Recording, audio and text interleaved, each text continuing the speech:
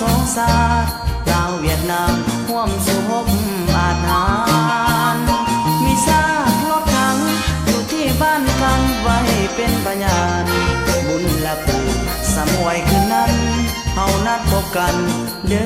อสาละวัน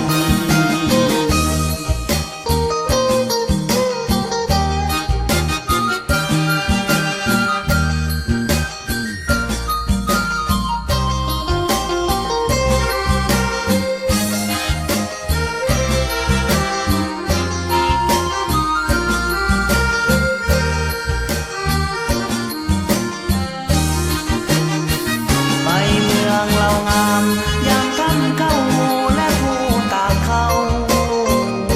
อยู่กลางป่าเขาย่างเข้าไกลเสียงแม่งัวแม่อี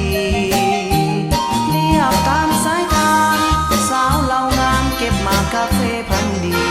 เสียงลำลาและมอนมอนมีบ่อยากจากนี้สาวเมืองตุ้มลานมุ่งขึ้นภูดอยเมืองตาโอยทางประวัติศาสตร์ทางพิลับสงสารลาวเวียดนามห่วมสู่หบอาหารมีซากรถถังอยู่ที่บ้านกำไว้เป็นพยานบุญละปูสมวยคืนนั้นเฮานัดพบกันเด้อสา